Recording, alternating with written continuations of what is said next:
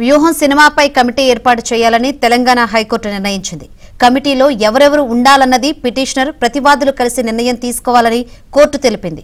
గతంలో ఇలాంటి అంశంలోనే ముంబై హైకోర్టు ఒక కమిటీ ఏర్పాటు చేసిందని న్యాయస్థానం గుర్తు చేసింది.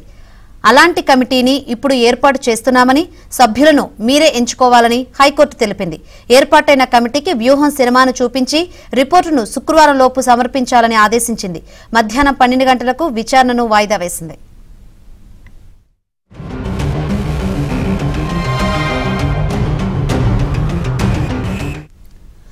వ్యూహం సినిమాపై హైకోర్టు కమిటీ ఏర్పాటు చేసింది. కమిటీలో ఎవరు ఉండాలన్నది పిటిషనర్, ప్రతివాదులు కలిపి నిర్ణయం తీసుకోవాలని హైకోర్టు అయితే తెలిపిన పరిస్థితులు అయితే కనిపిస్తుంది. ఈ రోజు మధ్యాహ్నం 12 గంటలకు వాయిదా వేసింది హైకోర్టు. ఇదే విషయం గురించి మరింత సమాచారం మా ప్రతినిధి, మా క్రైమ్ కరెస్పాండెంట్ ప్రవీణ్ లైవ్ ద్వారా అడిగి తెలుసుకుందాం.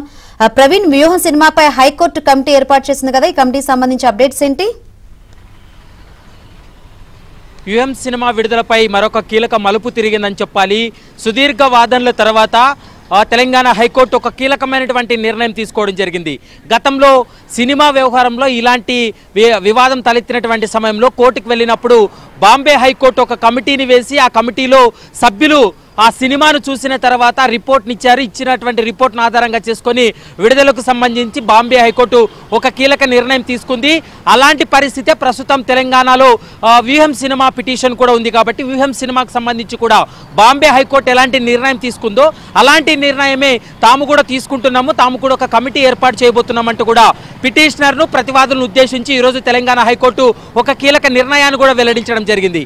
మధ్యాహ్నం 12 గంటల లోపు కమిటీలో ఎవరు సభ్యులు ఉండాలనేది ఇటు ప్రతివాదులు, పిటిషనర్లు చర్చించుకొని ఆ కమిటీ సభ్యులు ఎవరు అనేది కోర్టుకు తెలియజేయాలంటూ కూడా మధ్యాహ్నం 12 గంటల వరకు కూడా పిటిషనర్కు, ప్రతివాదులకు సమయం ఇవ్వడం జరిగింది. 12 గంటలకు ఇరువురు న్యాయవాదులు మాట్లాడిన తర్వాత ఆ కమిటీలో ఎంతమంది సభ్యులు ఉండాలి, అది కూడా ఎవరు ఉండాలనేటువంటి అంశానికి సంబంధించి వాళ్ళు ఒక లిస్టును కోర్టు ముందుంచిన తర్వాత కోర్టు వాటిని పరిగణలోకి తీసుకుంటుంది.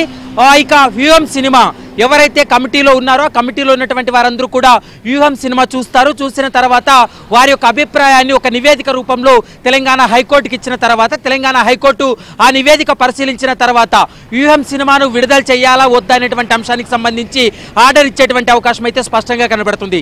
గతంలో ఇదే విధంగానే బాంబే హైకోర్టులో దాఖలైనటువంటి పిటిషన్కి సంబంధించి బాంబే హైకోర్టు ఇచ్చినటువంటి ఉత్తర్వులను లెక్కలోకి తీసుకున్న తర్వాతనే తెలంగాణ హైకోర్టులో కూడా వ్యూహం సినిమాకు సంబంధించినటువంటి కమిటీని ఏర్పాటు చేయబోతుంది.